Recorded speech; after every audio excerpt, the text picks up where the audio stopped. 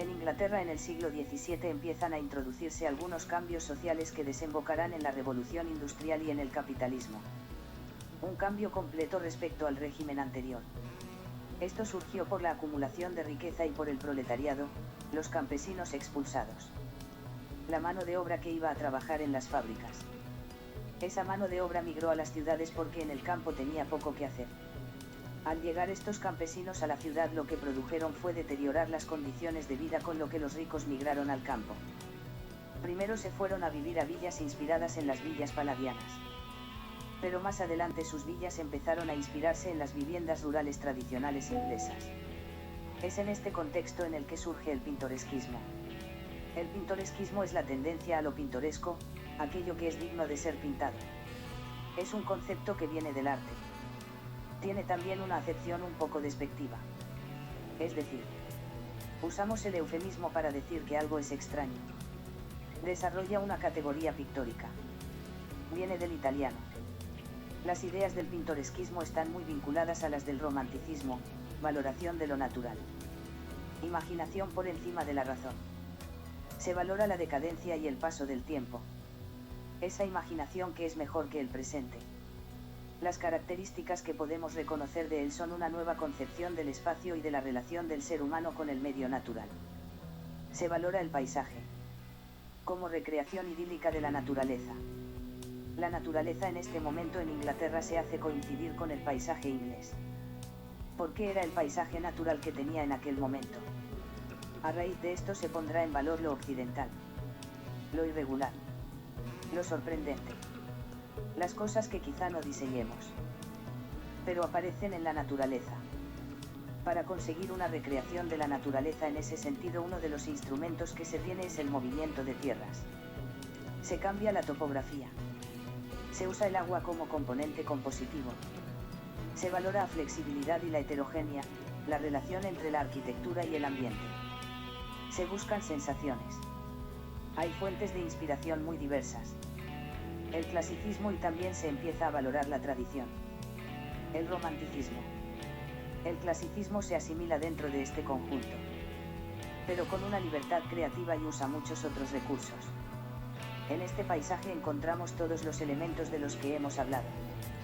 Aparece la naturaleza que en algún momento estuvo ocupada por la arquitectura.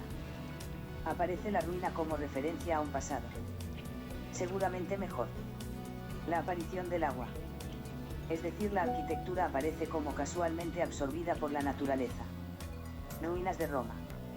Vemos la ciudad con las ruinas. La vegetación. Es decir, elementos que inspiran la imaginación.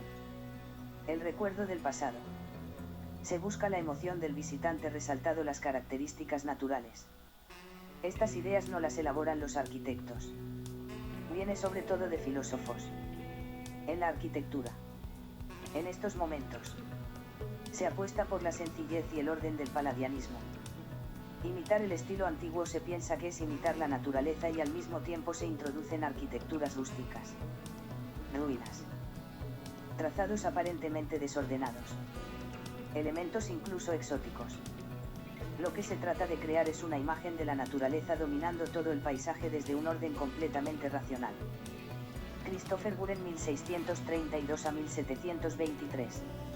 Arquitecto. Viajó a París y a Italia. Conoció y estudió a Barnilli. Basó la evidencia de sus edificios en la geometría, la uniformidad, las proporciones.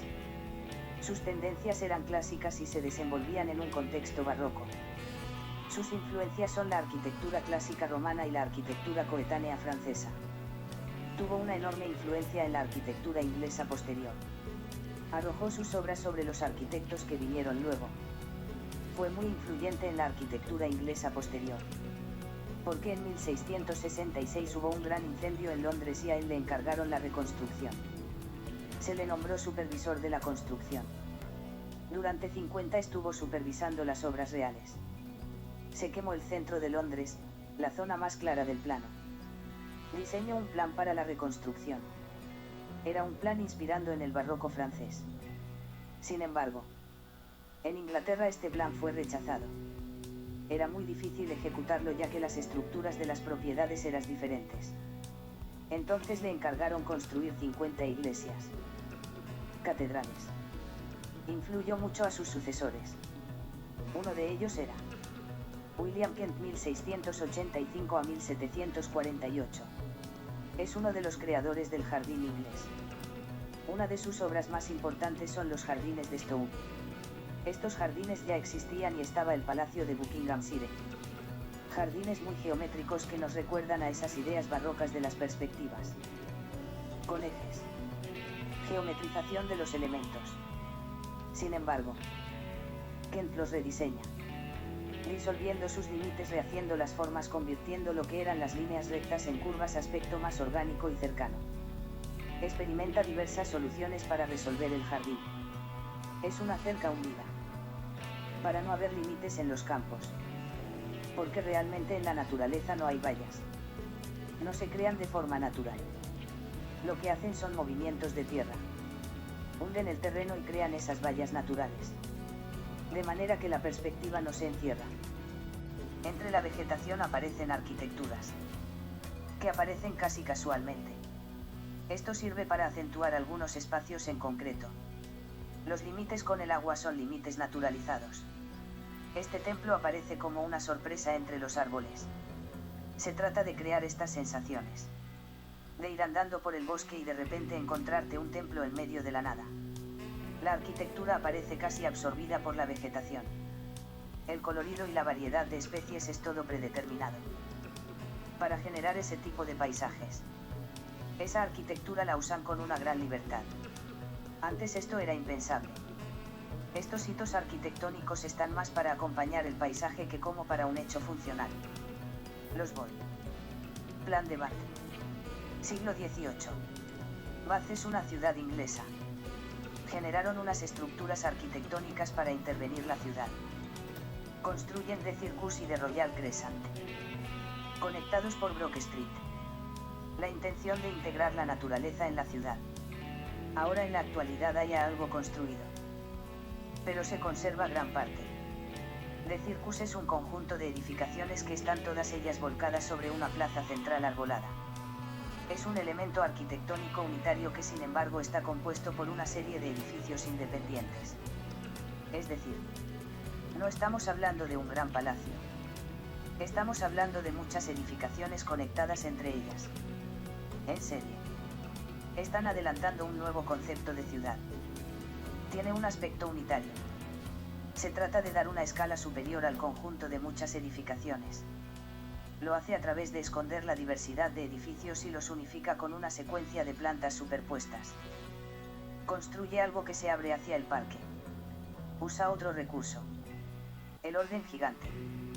Unifica la fachada mediante un orden único. Lo que está haciendo es unificar una secuencia de edificaciones. Que en realidad son edificios independientes. Tiene una tendencia a la urbanización abierta. Busca del contacto con la naturaleza. Es decir, están todavía con los ideales de la arquitectura neoclásica.